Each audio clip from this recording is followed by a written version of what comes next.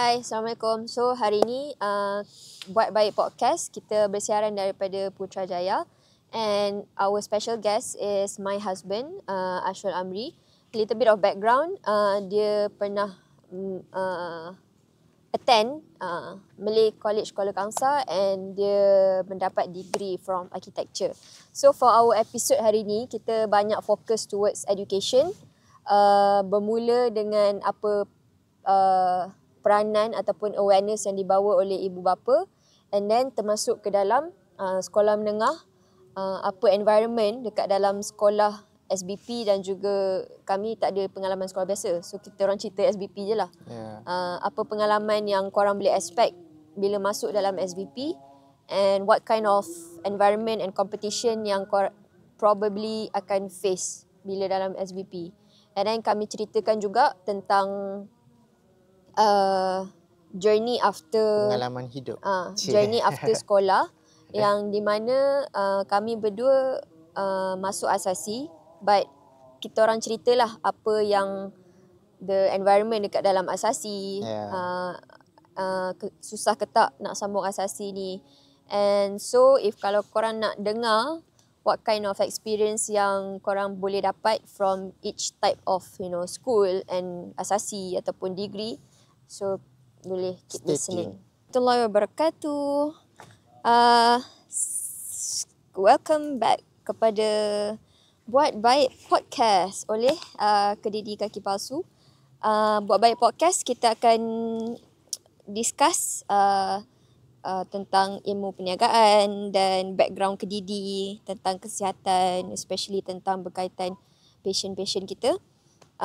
Dan juga isu-isu semasa, and also awareness and pendidikan lah, insyaAllah.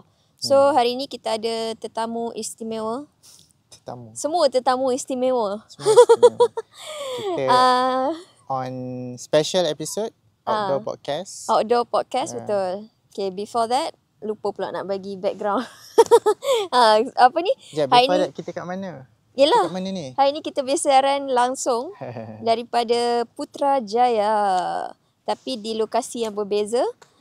Latar belakang kita ada Putra Perdana, office pentadbiran dan office YB PM lah, YAB PM. Dan sebelah sini kita ada Masjid Putra, dan kita dikelilingi oleh tasik and pokok-pokok yang sangat menenangkan lah. A very serene place lah. And bersama dengan Siti hari ni ialah Ashrul Amri. Okay, sedikit background lah siapa Ashrul Amri ni. So Ashrul Amri is Siti punya husband, dan dia juga antara salah seorang yang bekerja dalam Kedidi juga. So hari ni kita nak kupaskan sedikit pasal education lah. Siti boleh katakan background. Sebab before this education background. Sebab before this Siti dah ada episod dah dengan Amri ni, tapi yang tu kita banyak ketengahkan pasal education background tu ada, tapi pendek je. And kita banyak ketengahkan pasal kenapa dia join Kedidi dan sebagainya. So sekarang kita nak fokus on one area je, which is dia punya, kami punya education background. So maybe you boleh cerita sikit daripada sekolah. I think sebab sekolah topik education pun menarik sebab dia relatable lah dengan many of penonton yang menonton. So and bukan, kalau macam bukan untuk budak sekolah je lah, dia boleh jadi value kepada parents yang menonton juga. So kami ada sedikit sebanyak pengalaman dalam education. Pengalaman sendirilah. Pengalaman sendiri, and yang tu yang kami nak share. So as a start, biar Siti bagi tahu sikit lah. Macam Amri, you sekolah rendah kat mana? So I grew up in small town dekat Perak, Gerik. And then masa kecil I duduk Felda. So nama sekolah tu SK Felda Papulut. So comel lah nama dia. It was a very small town lah, tak ramai pun. Student pun dalam satu darjah tu 30 orang je. Oh, Darjah wow. 1, Satu darjah kelas 2. je lah? Dua Satu kelas? kelas. Satu kelas je. Oh, satu kelas je? Satu kelas. Oh. And then by the time like macam I dah nak keluar tu, dia tambah sikit-sikit lah. Macam darjah 1, 2 kelas. Darjah 2, Tapi 2 daripada kelas. darjah 1 sampai darjah 6, you dekat sekolah yang sama lah? Betul. I membesar dekat situ sampai habis darjah 6. Small school, small town. And then nak cerita sikit ke sekolah rendah? Maybe dekat I boleh huraikan sikit. Macam Amri, dia sekolah rendah dekat small town, dekat perkampungan, which is Felda Papulut. Itu dah berbeza dengan Siti. Siti berpindah randah. 1, 2, 3 lain-lain sekolah. Kemudian 4, 5, 6 baru Siti static. And kebanyakan yang I sekolah is dekat boleh dikatakan sama ada bandar ataupun pinggiran. Yang 1, 2, 3 tu small town lah? Ya. Satu je yang small town. 2 dengan 3 dah masuk macam pinggir bandar macam tu lah. Satu kat mana? Satu kat Kuala Nerang. Okay. So maybe like you boleh ceritakan sikit pengalaman you as sekolah rendah daripada yang macam dalam perkampungan. I would ataupun say small town. I would say dia like memang betul-betul sekolah pedalaman lah. And then dekat situ macam I cakap tak ramai students. And then I fortunately membesar dengan alhamdulillah lah, like macam ibu dengan abah dia orang aware of education lah. Pasal kepentingan education. So I akan ada tuition, I akan ada extra kelas macam tu lah, lebih kurang. Compare so, macam to tuition semua tu inisiatif ibu dengan abah lah. Betul. Macam like the other parents, sebab dia orang bukanlah nak cakap dia orang mungkin kurang aware sikit on the, yelah sebab sekolah pedalaman kan. So dia orang kurang aware tentang extra tuition semua. Dia orang mengharapkan sekolah je macam tu lah. So I think itu yang membezakan I dengan student lain lah. So I would say alhamdulillah I macam bukanlah nak cakap tapi macam like sedikit advance. Tak adalah advance, macam ada peluang untuk macam sedikit. Kalau orang sekolah dulu cakap top student lah, lebih kurang macam tu lah. And Amri ni bukan dia sajalah, macam even adik-beradik dia, adik dia, kakak dia jenis yang dekat sekolah menengah. Sekolah rendah kan. Macam cemerlang lah kan. Cemerlang jenis lah. yang dapat award, dapat apa every time majlis, apa orang panggil? Kecemerlangan majlis kecemerlangan ataupun anugerah. Dia dengan adik-beradik dia memang akan dapat one of the awards lah. I think that's the thing lah. I think kalau talking about parents, I rasa being a parents, you have to very take a look dekat you punya early education punya children lah. Sebab macam bukan ibu dengan abah je, like ada je parents lain yang hantar tuition. So, tapi tak ramai lah sebab pedalaman kan. Diorang tak aware. Tapi kebanyakannya memang mengharapkan sekolah je. I see. Macam sekolah harian, okay dah habis. Macam I think one of the obvious environment tentang sekolah pedalaman dengan sekolah macam Siti mostly sama ada dalam bandar ataupun pinggir bandar. Kalau macam Siti, memang kami akan ada awareness towards macam kelas tambahan, and then hantar tuition. Almost banyak parents yang memang akan cari tuition untuk anak-anak and hantar sendiri. So I think that's one of the difference juga between sekolah dekat dalam pedalaman and sekolah dekat bandar ataupun pinggir bandar. And then macam Amri, he was fortunate lah sebab parents dia ada awareness untuk buat inisiatif sendiri and make sure that mereka faham lah apa yang mereka belajar tu. Bukan nak cakap like sekolah harian tu tak bagus, cikgu yang mengajar tu tak cukup bagus ke apa. Like I think benda-benda macam tuition tu yang membezakan sedikit lah. Sebab dia pun nama kelas tambahan kan. So you adalah sedikit extra. I think macam even ni kita sentuh sikit lah pasal syllabus and cikgu-cikgu yang mengajar. Sebab dia pun ada masa yang singkat untuk mereka ajar satu subjek tu. So maybe dia, kalau macam contoh student yang tak dapat nak catch up macam Siti. Siti lambat sikit untuk catch up dengan sesuatu perkara. So Siti perlu untuk pergi ke tuition tu supaya dapat masa yang lebih panjang untuk Siti faham apa yang Siti belajar. Betul. And then okay, so yang tu kita dah sentuh sikit apa perbezaan dia. Maybe sebab ada juga orang yang macam fikir, sebab Siti dulu, Siti fikir semua sekolah sama environment mereka. Sebab Siti tak pernah terfikir yang kalau sekolah dekat pedalaman kebanyakannya tak aware kepada tuition, sebab Siti memang membesar dengan kawan-kawan yang pergi tuition juga. So bila Siti sembang dengan adik Amri cikgu. So bila sembang dengan adik Amri ni baru I perasan yang ada perbezaan antara sekolah dekat bandar dan sekolah dekat pedalaman. Boleh dikatakan lah. And okay, so bila you dah macam cemerlang dekat dalam sekolah you tu, okay, apa lagi you punya pengalaman daripada kalau sekolah rendah ke sekolah menengah pula lah. Kita dah habis sekolah rendah, kita tengok sekolah menengah pula. Thankfully alhamdulillah lah, macam sekolah rendah okay. So I dapat masuk sekolah asrama penuh, MCKK.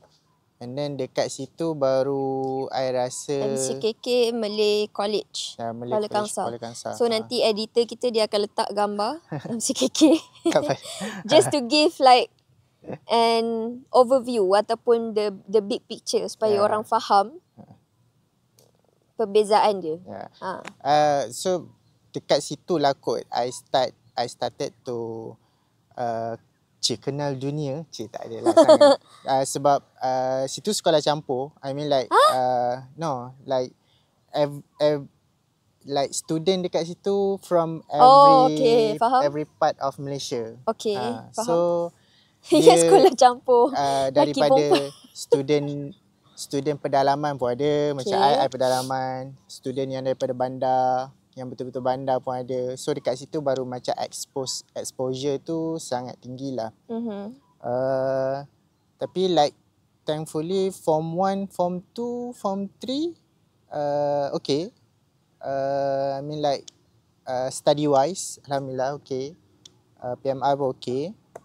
And then masuk SPM tu like ni macam terbalik sikit lah. Macam I masa sekolah rendah okay, ada tuition, ada kelas tambahan, dapat all the extra work.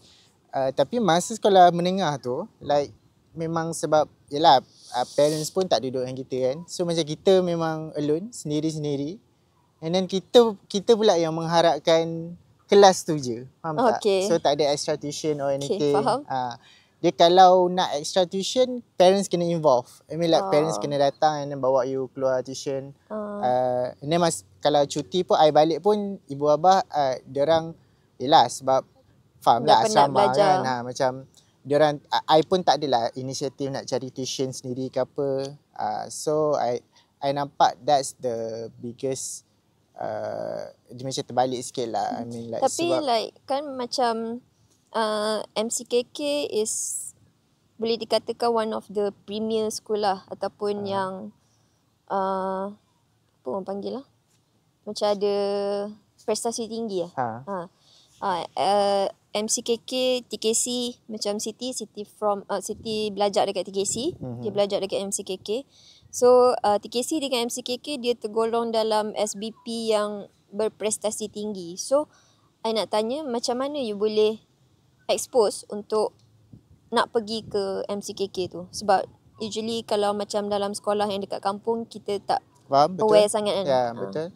Betul lah you cakap like kebanyakan from sekolah rendah tu, diorang tak tahu pun apa itu asrama penuh. Diorang tak di-expose lah. SBP pun tak tahu. I pun like bertuah jugalah Alhamdulillah, sebab abah pun dia dulu daripada sekolah asrama penuh. So daripada situlah dia yang bawa I visit MCKK. So dia cakap this is one of the best school. So dekat situlah I terbuka minda and berminat untuk masuk asrama. So kalau macam classmate you dekat sekolah rendah, diorang tak ada terfikirlah nak masuk SBP ke apa ke. Macam tak pernah bersembang aku nak masuk sekolah ni nanti tak ada. Dia ada tapi like few students je lah, 3-4 orang je yang dapat nombor yang ada exposure tu. Yang bawah-bawah tu like bukanlah sadly, dia macam paling tak pun sekolah menengah situlah maksudnya. Memang nak masuk situ. Sekolah menengah situ. Diorang bukanlah memang nak masuk, diorang tahu tu je. Maksudnya diorang tak dapat awareness lah apa yang ada dekat luar daripada situ. Macam kalau from Amri punya, kalau kita tengok dia punya kenapa dia nak masuk MCKK semua tu, Siti boleh katakan dia exposure daripada kecil. Sebab abah pun memang daripada Star, which is premier school juga. And dia lain dengan Siti sebab Siti tak expose. Like I tak tahu sekolah asrama. Actually I tak tahu kewujudan sekolah berasrama penuh. I only know TKC.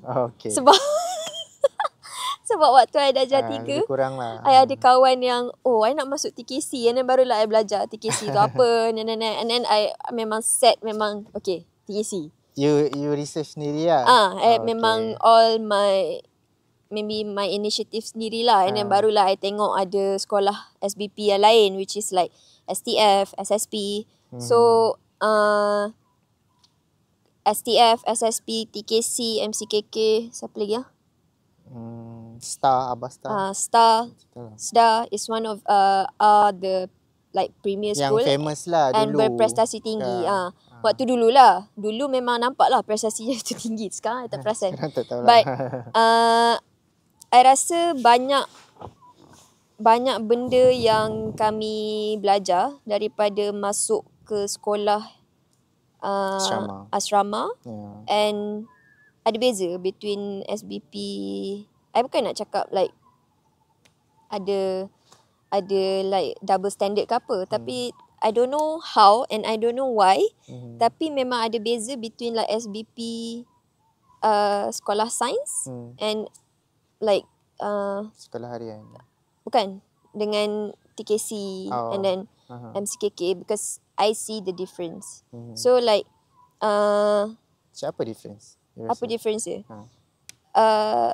I think dia macam sekolah macam my school lah, TKC. Siti bagi example from TKC lah. So from TKC kita banyak belajar daripada alumni. So bila kita tengok alumni kita achieve banyak benda, dia buat kami ni terbuka lah minda tu untuk dream big, and dia expose towards leadership and stuff like that.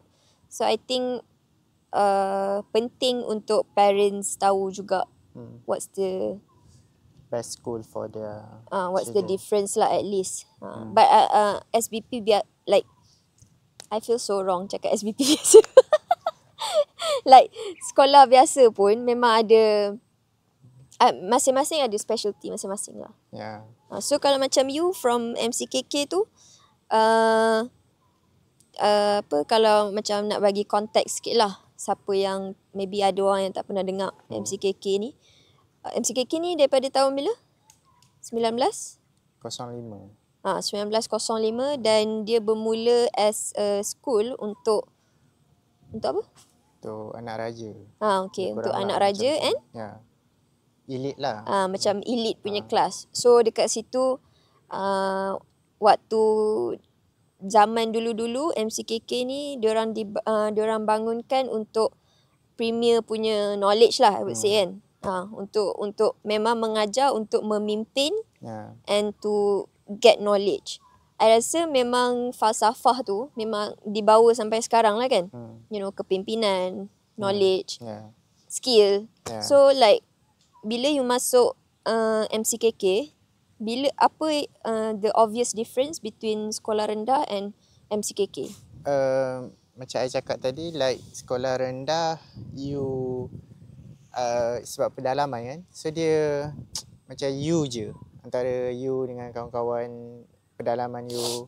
Ni bila masuk sekolah menengah ni, you nampak lah like everyone daripada different background, daripada kampung-kampung lain, daripada bandar-bandar lain. So it was like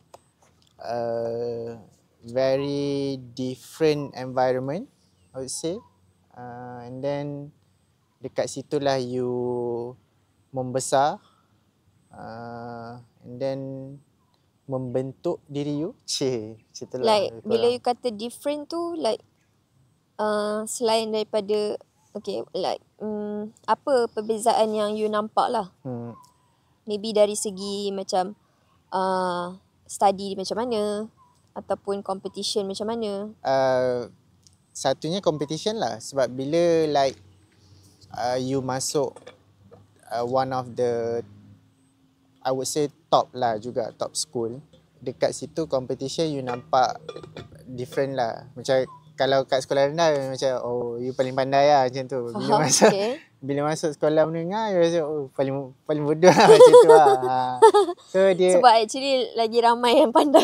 Actually lagi ramai yang kompetitif, sangat kompetitif lah, sebab you exposure you lagi besar dekat situ.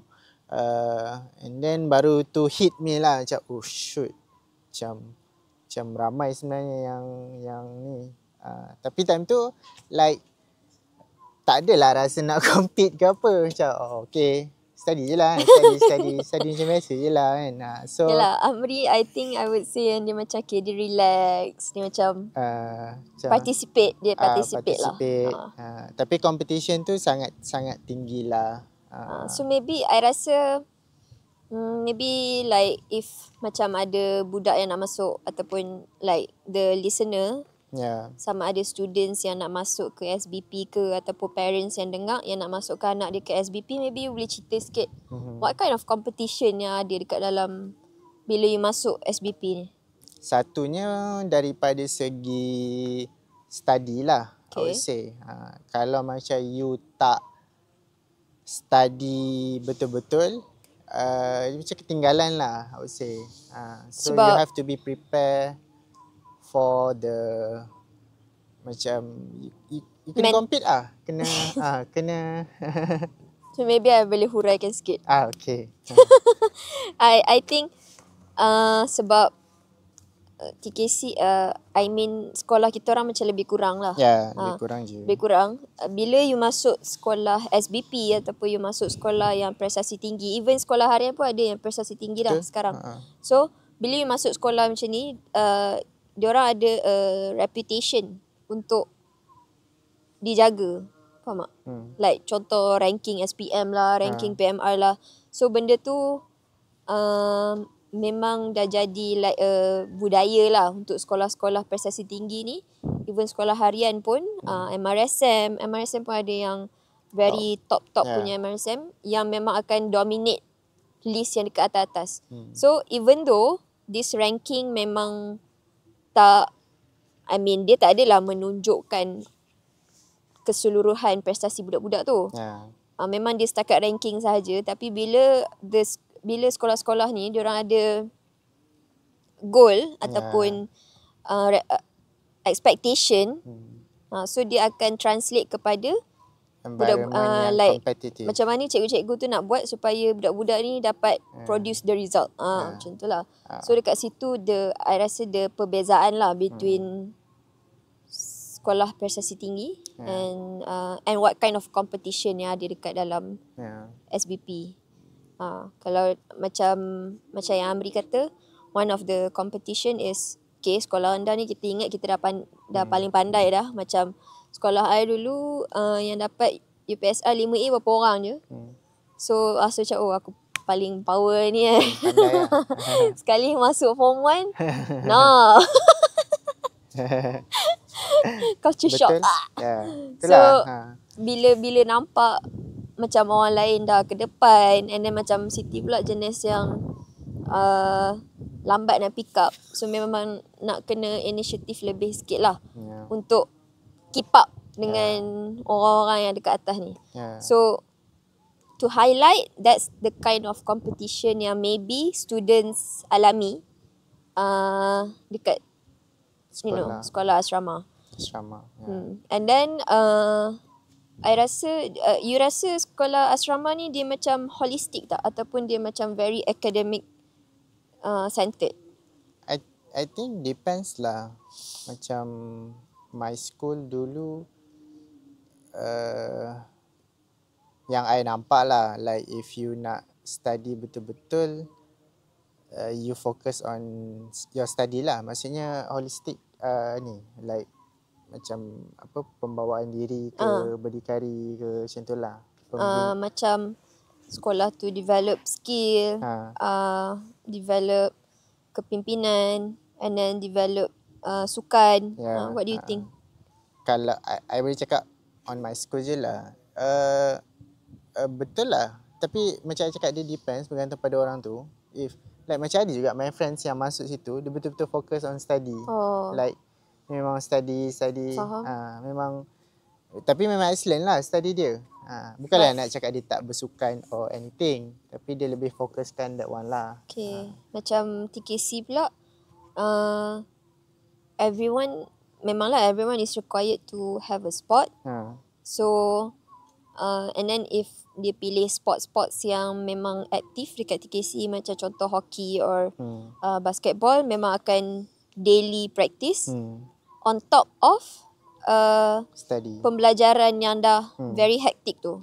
So even lah, macam kawan-kawan Siti yang masuk hoki, basketball, and then band, wind orchestra, mereka akan ada training tiap-tiap petang, and then kadang-kadang sampai ke malam. And they have to manage their time untuk siapkan homework, siapkan project, siapkan paper. And I rasa walaupun time tu memang nampak like hectic gila, dengan nak keep up dengan apa ni, dengan senior panggil lah apa benda semua tu. Nak keep up dengan semua benda tu, dia like asah jugalah diri kita ni untuk manage your time and apa, kat situ kot I belajar berdikari semua. I see. So like okay, apa yang buatkan you belajar berdikari tu? Sebab duduk sendiri asrama. So dengan kawan-kawan je ada. So kat situlah you belajar basuh baju lah. Tu nak kena manage lagi, nak basuh baju, nak kemas locker, nak apa kan. Faham? I think macam memang ada lah orang yang masuk sekolah and then dia belajar je. And I'm not saying that it's wrong ke apa. Tapi maybe like it depends on the student sendiri. Betul? Sama ada dia nak holistic ke dia nak academic centered. Ada je yang masuk sekolah main sukan je. Dia good at sport lah. Macam you je. And then education dia bukanlah tak bagus, tapi like macam I lah. Average lah. Okay. And so then dia fokus sukan. Faham?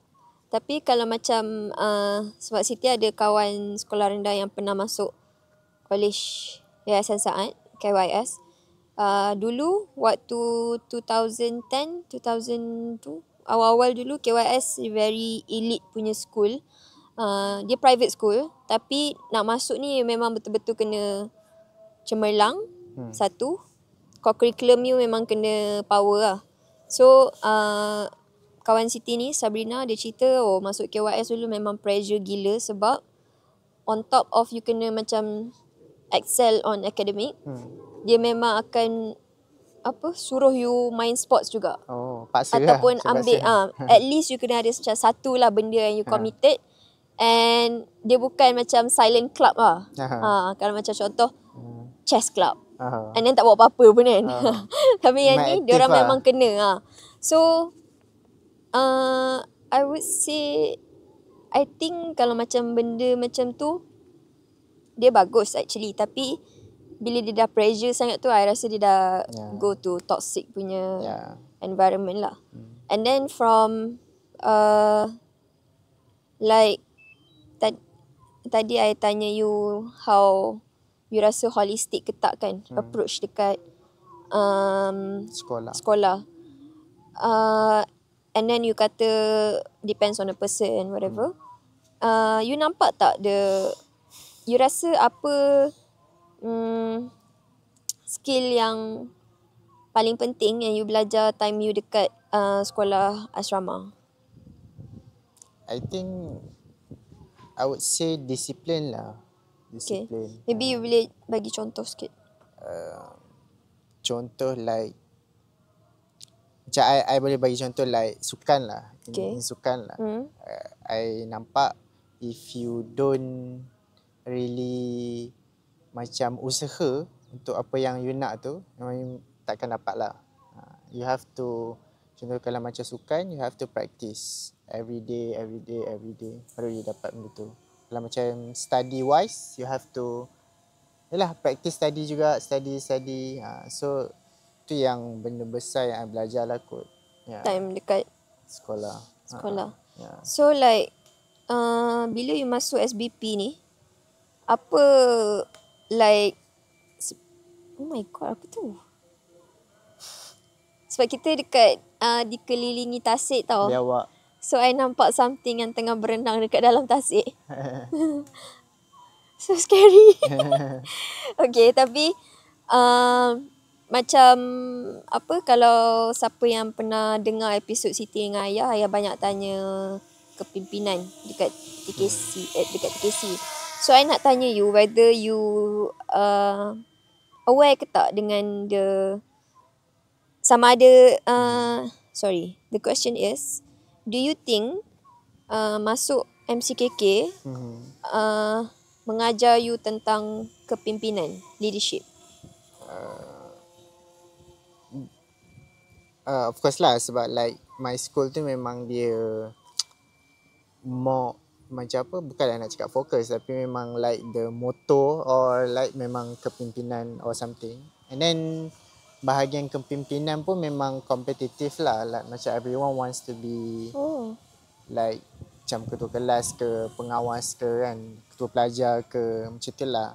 And then I think banyak belajar daripada segi exposure lah kot. Sebab I tahu benda, like I nampak benda tu, oh you can be ketua pelajar contohnya. Macam mana you nak jadi, macam mana you nak bawa diri you. So I tak ada eager sangat nak jadi like macam contoh dulu I tak compete lah untuk jadi pengawas ke apa. Keinginan tu adalah tapi like you just belajar je benda tu. You tak pursue. Tak pursue. Kenapa you tak pursue? Satunya sebab I rasa competition memang tinggi. Okay. So like maybe I yang left out daripada that group. I mean like that competition lah. So macam kira I tak dapat ke apa ke macam tu lah. So sebab competition dia memang tinggi. And then so daripada situ lah like you tahu, oh macam ni rupanya nak jadi pengawas contohnya, macam ni rupanya jadi ketua pelajar. So dekat situ sedikit sebanyak knowledge lah kot. Macam tu. Faham. Macam you pengawas kan. Macam ni you dapat jadi pengawas?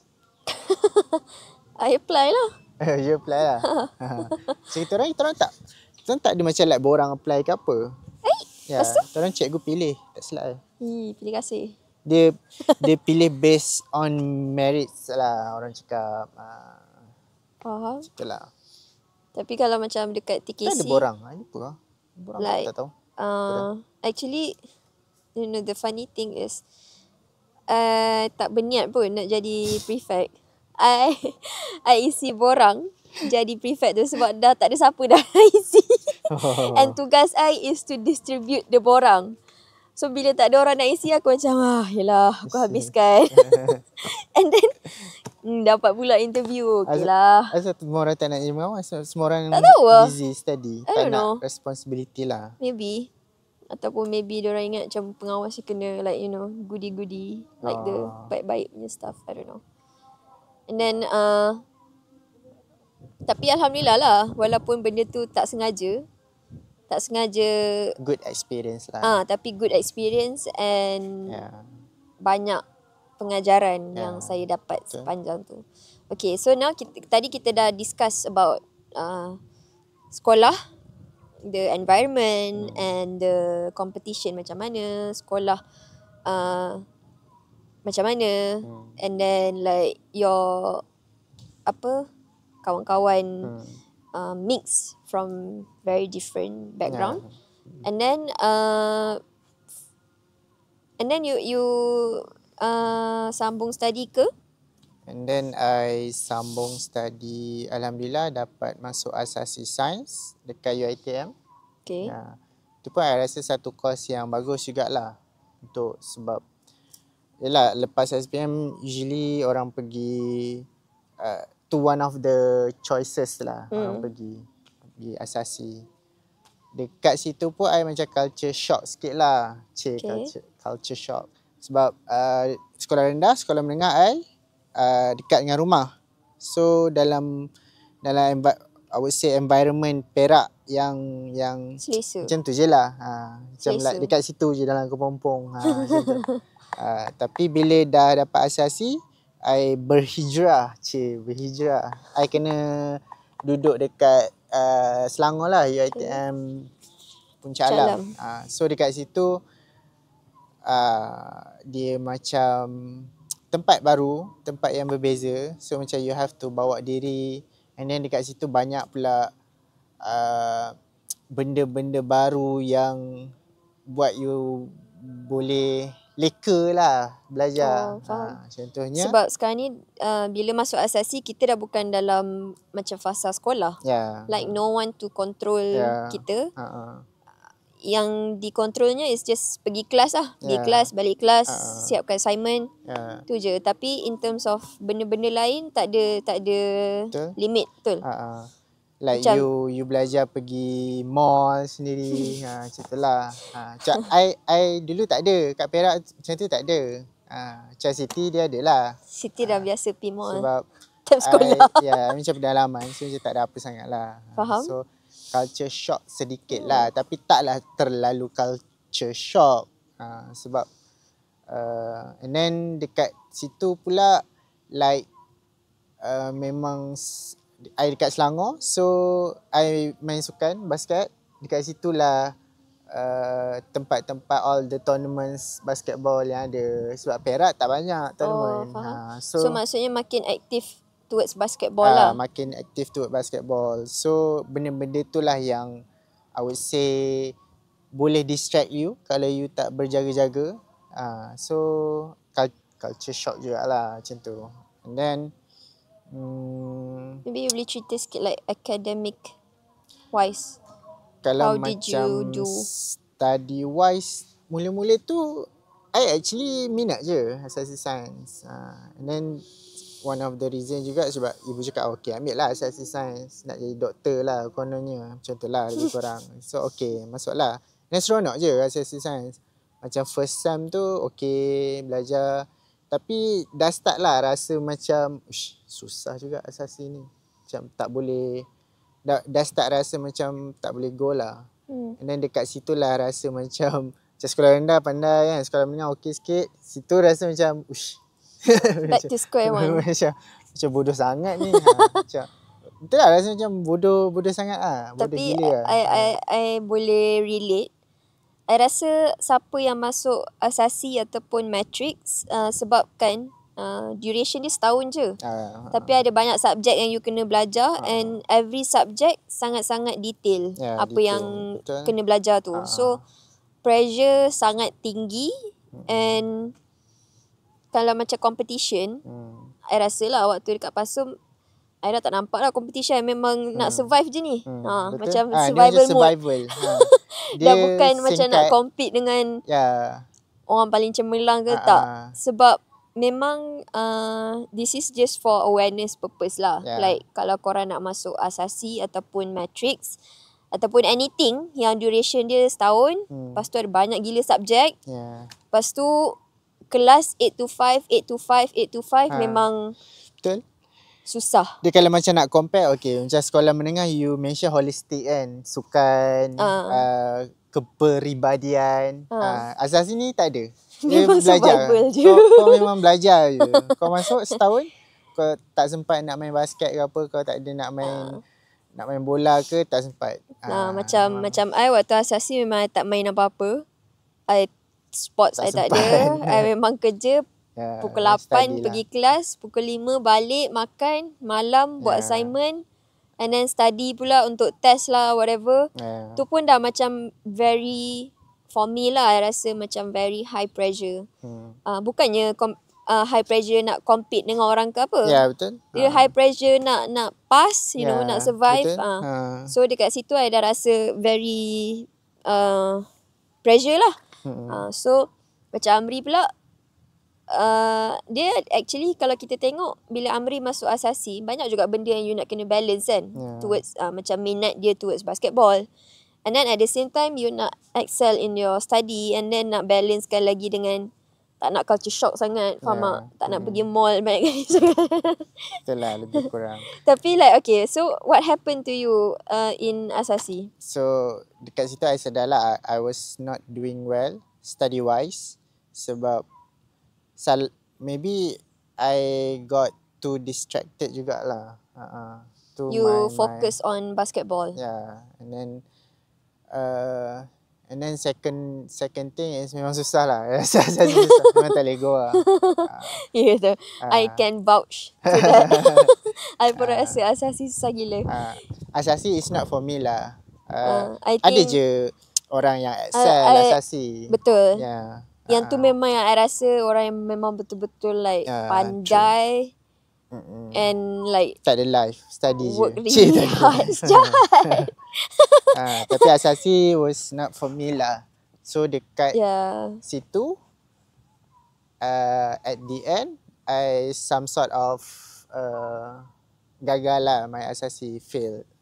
So yang tu macam, bukanlah nak kata sedih, tapi dia macam apa orang panggil, sedar macam mana hit like, your faham, macam that's the wake up call lah. Wake up call lah for you. You macam shit, sebelum ni tak pernah fail apa-apa kan. Like, faham. Sekolah rendah okey, sekolah menengah alhamdulillah okey. Then dekat situ macam shit, apa nak buat kan? Nak pergi mana kan lepas ni kan? Dah macam fail kan.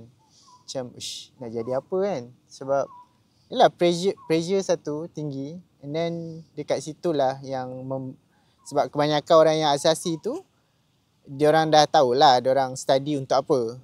Maksudnya nak jadi apa. Itulah function asasi tu maksudnya untuk you masuk ke course yang you nak. Asasi ni dia macam fokus on STEM punya field lah. Engineering, science, kalau you nak ambil medicine, medicine, dia memang fokus area tu. And then macam subjek-subjeknya pun memang hala ke situ je. Tak ada pun subjek macam social science ke, tak ada. And then bila I fail tu yang macam and then I duduk rumah lama juga kot, setahun 2 tahun after that. Sebab tak dapat.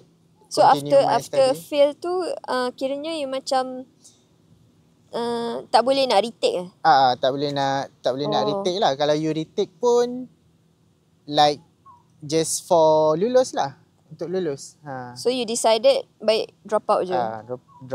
Drop out daripada asasi, tak continue. Maksudnya I tak ada sijil asasi lah, macam tu. So and then duduk rumah, muhasabah diri, setelah lebih kurang. And then time tu ibu dengan abah pun diorang macam tak aware sangat lah. Diorang tahu like macam I tak lepas asasi, tapi diorang macam tak aware sangat yang macam tak tahu dah nak buat apa lepas ni. You ada option lain. I see. Bukanlah nak salahkan diorang, tapi diorang pun macam tunnel vision Faham? towards macam okay, you kena ambil ni untuk jadi ni, ambil ni. Faham? Nak jadi ni, ambil ni. Yeah. Macam one way je lah. Uh-uh. Time tu, so my fikiran pun one way jugalah. Faham? And then macam dah fail asasi tu, oh shit, tak tahu nak buat apa kan. And then duduk rumah, muhasabah diri. And then I tengok-tengok lah course-course yang macam okay, apa yang I boleh ambil not using my asasi you guna SPM punya, je lah. Asasi punya credit or anything berkaitan dengan asasi lah. So I tengok like okay, architecture boleh ambil, ada course yang provide for lepasan SPM. Nah, I fikir macam okay, boleh buat ni actually architecture. Time tu tak adalah nak cakap minat ke apa, tapi I study on the course, macam I tengok-tengok research sikit, macam I rasa I boleh buat lah sebab dia banyak hands on. And then menarik lah architecture kan. Macam tu lah, macam famous juga lah. So and then I apply for degree. Dia terus degree architecture. I tak tahu kenapa dia ada untuk lepasan SPM, tapi adalah certain course yang you boleh ambil lepasan SPM. Ni info jugalah. I tak tahu sekarang ada ke tak. Tapi you boleh you boleh try. Tapi ni kalau you betul-betul minat lah kat architecture, you boleh cari yang terus direct lepasan SPM. I think one of the lesson yang kita boleh belajar, even macam Siti pun dulu memang tunnel vision. Macam habis SPM sama ada matrix or asasi. And then masuk degree. Honestly, Siti tak expose dengan technical, college vocational. Betul. I tak expose dengan diploma. Ni teruk lah for Siti. I tak tahu kewujudan diploma waktu tu. So memang I pun ada tunnel vision je. So the lesson untuk korang yang dengar ni, before like you know, bila dah habis SPM tu, bukan satu option je yang korang ada. Jangan rushing lah. Jangan rushing. And then like untuk masuk asasi dengan matrix, memang that's one of the option. Betul. Tapi actually ada banyak lagi option dekat luar. If you nak fokuskan kemahiran ada, you nak fokuskan technical ada, you nak fokuskan ambil degree terus pun ada. Kalau you nak ambil sijil like accountant like ACCA, tu pun you don't have to go through matrix or PASUM lah, or asasi. And then I rasa satu lagi mungkin stigma juga kot, like orang lepas SPM ni, bila contohlah like bila ada kawan you yang masuk sekolah teknik ataupun vocational ataupun diploma, dia rasa like degree lagi better. I mean like asasi lagi better. Macam double matrix standard lah. Faham. Padahal sama je. You actually mungkin you akan excel dekat matrix compared to asasi. So dia, tapi I think matrix dengan asasi macam lebih kurang. Yalah, I mean like diploma ke. Kalau macam contoh diploma, kalau compare sebab diploma dia slow sikit. Vocational. Macam diploma dia tak pressure sangat lah. I rasa itulah contoh, kalau macam I dulu, I rasa mungkin asasi not for me, tapi mungkin diploma. Faham? Maybe. Kalau I masuk diploma, I akan okay. So stigma tu tak bagus lah, I rasa. So, and then macam sekarang kan banyak juga yang kalau masuk college vocational je. Itulah like ada stigma. You know, orang pandang macam padahal orang tu lagi padahal technical. Macam fun fact, actually technical lagi laku di alam pekerjaan compared to teori. True. Tapi that's the lesson yang korang boleh ambil, which is to do your research, and actually bukan ada satu benda je lah yang korang boleh ikut. Jangan rushing. And then jangan duk ikut dengan pressure macam kena jadi doktor, kena jadi engineer, kena jadi banyak lagi pekerjaan yang dulu tak wujud, sekarang dah wujud. So actually banyak benda yang korang boleh discover. Betul. Kalau bila you dah fail your asasi, I would say, do you think that's your like lowest moment? Masa tu I rasa paling down lah kot. I would say sebab sebab macam dah tak nampak masa depan kan. Macam dah tak tahu. Especially bila kita ada tunnel vision tu je kan. Macam tak nampak tu dah apa nak bahayanya buat. lah, one way. You bila you nampak satu jalan je, bila jalan tu hit that end, tak tahu dah nak buat apa. You struggling lah. Faham. Macam mana you nak keluar daripada jalan tu, you tak nampak lah. Tu yang bahaya lah, I think.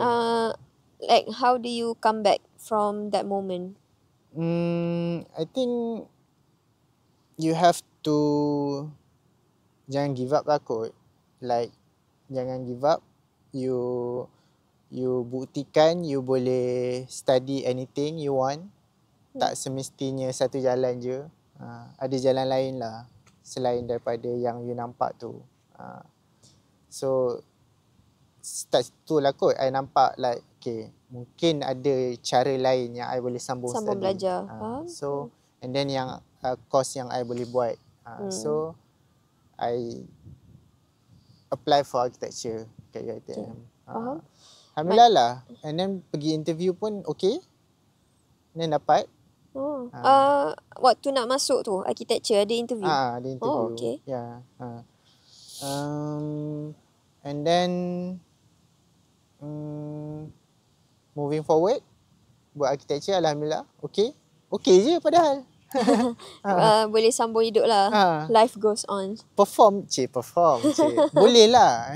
Boleh buat lah. Boleh cope. So bukanlah nak cakap pengajaran. Like you have to do apa yang you boleh buat. Macam tu lah. Kalau setakat minat je, mungkin minat tu ditanam oleh orang lain.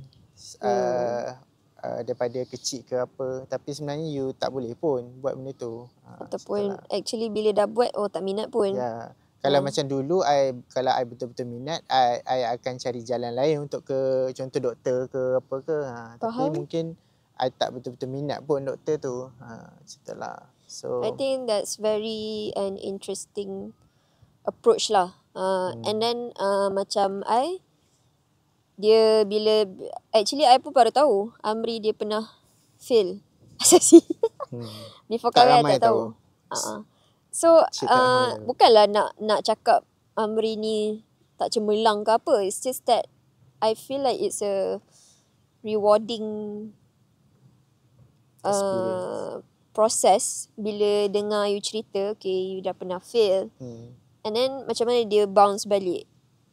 Cari jalan lain, which is something that if you are going through right now, then maybe this experience boleh jadi a lesson for you lah. Hopefully. But macam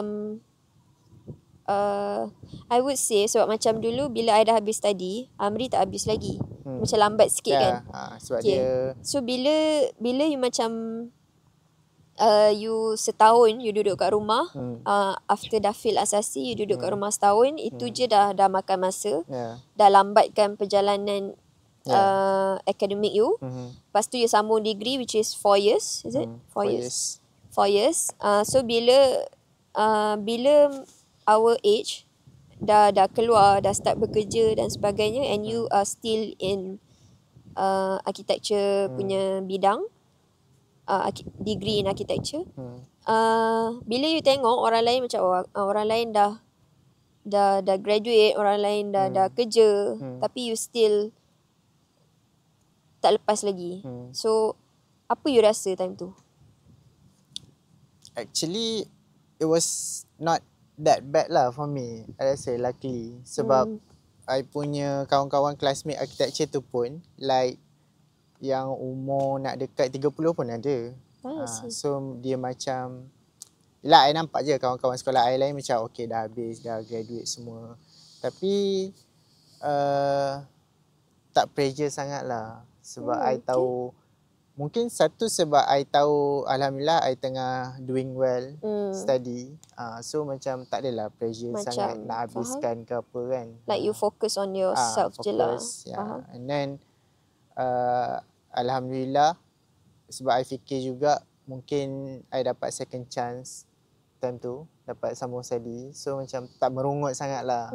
Tak nak lah merungut kan. Macam tak apalah, orang lain biarlah orang lain kan. Macam tu. Just kalau macam ada yang tengah mendengar ni, maybe diorang kena delay their studies or defer ke ataupun ambil masa lebih sikit daripada your batchmates untuk graduate. Benda tu benda yang normal. Betul. Yang dilalui oleh ramai orang. And you work at your own pace lah. You fokus je dekat diri you supaya bila you dah graduate tu you know that you memang did well. Faham tak? You tried your best lah. Kan kalau you duk pressure, duk tengok orang dah siap bekerja semua, lepas tu hilang fokus and then dah akademik ke mana kan. Just tak bagus jugalah. And macam okay, bila sekarang you dah graduate with architecture punya degree, macam mana you boleh terbuka untuk bekerja selain daripada architecture? Macam the stigma yang ada sekarang ni is kalau you graduate from engineering, kerjalah dalam engineering. Kenapa kau nak kerja dalam management, you know? Kalau kau graduate from macam biomedical science, kerjalah dekat lab tu. Kenapa kau nak kerja dekat business, you know? So and kadang-kadang benda ni di-stigmatize juga oleh masyarakat sebab bila orang tengok I ada degree biomedical science tapi I kerja sendiri, mesti orang tu, kadang-kadang ada orang yang have that thought yang degrading lah, macam kenapa, apa, mesti dia tak boleh cari makan bidang dia kan, macam tu. Padahal benda tu bukannya salah pun. So macam mana you boleh terbuka untuk kerja di luar bidang you? Yalah, actually my whole journey sampai ke degree. As a context untuk siapa yang mendengar, Kedidi, kita pembuat kaki palsu dan kita fokus untuk memberikan kaki palsu kepada asnaf MB40. So dia lain, memang lain daripada architecture, tak ada kena-mengena langsung. Macam Siti pun memang tak ada kena-mengena from biomedical science. Okay, so okay, sambung. So my whole journey sampai degree pun I was like, macam I cakap tadi, tunnel vision jugalah. Like I nampak satu jalan je. Lepas you graduate architecture, you kena kerja architect firm ke, jadi architect ke, you mesti kerja macam tu. Macam tu lah. Like tak nampak pun benda lain yang actually you boleh buat. Contohnya like macam nak jadi freelance, buka company sendiri pun tak nampak juga. Even in architecture. You macam mindset you macam memang dah okay, graduate, kerja di bawah orang, makan gaji. Macam tu lah, some sort of lebih kurang. So I would say masa I intern kot, I intern lebih kurang dalam 4-5 bulan. I tak berapa nak minat sangat kot dia punya pekerjaan tu. Bukanlah like I suka like turun padang, site visit, dia panggil site visit, tengok ni okay lah, seronok lah. Tapi bila you duduk dalam office and then you buat kerja yang you rasa mundane. Mundane. Macam berulang. Repetitive. Repetitive. And then mungkin sebab I time tu pun intern juga and then tak banyak kerja. And then I rasa macam tak expose sangat. Tak expose sangat. Okay. And then macam overwhelmed juga time tu sebab first time kerja dengan company architecture. So tak minat lah. And then I tak minat you have to, yelah macam kerja like 8 to 5. Macam tu. Tapi time tu taklah terfikir nak kerja sendiri ke apa, tak ada lah. Still tunnel vision lah. Okay, nak kena apply juga company, nak kena kerja juga kan. Sebab yelah itu apa yang kita diajar. I diajar. Macam I di-expose macam tu. Tak tahu benda lain. So and then habis tu macam biasalah apply for kerja dekat a few companies. And then time tu pun actually kita baru lepas COVID. Lepas COVID. So susah jugalah nak dapat kerja. I would say. With my Lagi laluan kepada azan asar.